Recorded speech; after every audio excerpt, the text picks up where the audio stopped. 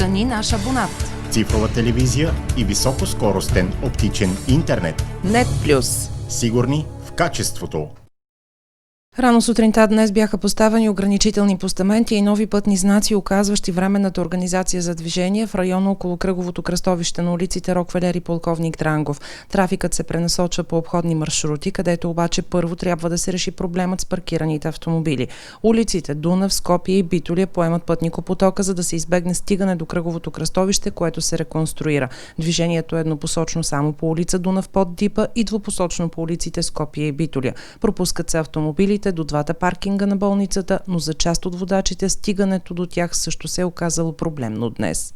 Не беше лесно и тази нова изненадваща организация. Обикаляхме, докато стигнахме до тук. От 2 дни има информация вече, че ще има реконструкция на кръговите и така ще е достатъчно време. Не знаехме за това. Как ви се струва сега маршрута и минаването по обходните улици? Много трудно. Трудно. Лош маршрут е това. Какво ви затруднява? Паркираните коли?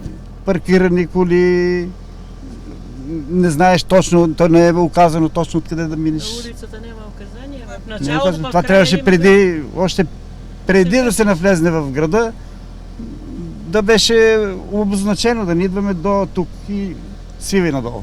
И като влезеш в улицата, в началото няма знак, а в края има. Какво казвате? В началото на улицата няма знак, за да не се влиза, а в края вече има знак. И без изход. Да. Аз от тук дойдех лесно до сега. Как ви се струва сега новата организация? Обходна? Трудно много. Там въртиш по едни тесни улици, няма ориентация. Кое според вас ще е най-трудното за шофьорите? Паркираните коли по обходните по-малките улички или липсата на достатъчно знаци, които да показват откъде да се минава? Знаците са много кратки. Няма знаци. Просто там, като въртях, на тук дой, на там, по-обратно завършах. Трудно е. Трудно. Другите шофьори казват, че е трудно, много се не могат да обикалят. Не, много лесно. Може би им е трудно, защото не знаят пътищата, но аз поне ги знам. Вие ги знаете откъде дойдохте? Отдолу, аз не съм от тук и не мога да кажа точно улиците, но е тук кръговото, къде свих в ляво и после в дясно. Директно на паркинга? Да, направо. Пътните знаци ориентираха ли ви? Да, няма проблем.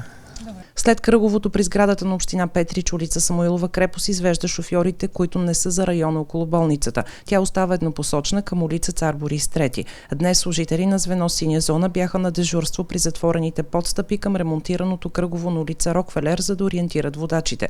Автобусите се пропускат до спирката на Дипа, където имат възможност да обръщат. Освен ремонтни дейности за превръщането на това временно кръгово в постоянно, ще бъде сменен и водопровода, за да се избегнат разкопавания заради аварии по мрежата в бъдещ план, става ясно от обявената обществена поръчка за избор на изпълнител. По отношение на самите кръгови, искам да кажа, че техният външен диаметър е 29 метра, централният остров е с диаметър 13 метра. Общата широчина на плътното платно за движение е 9 метра, от които 8 метра са асфалтова настилка и 1 метър е тротуарна настилка. Като стойността на радиусите на бордюрните криви ще отговарят на съответните нормативни изисквания.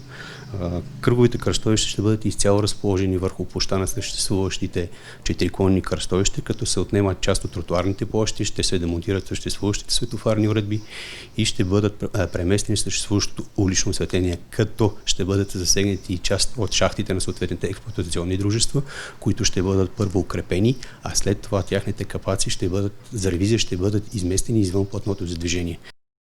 Участъкът по улица Капитан Никола Парапанов от улица Дунав до улица Рокфелер ще бъде реконструиран с цел разширяване на пътното платно и възможност за престрояване вдясно.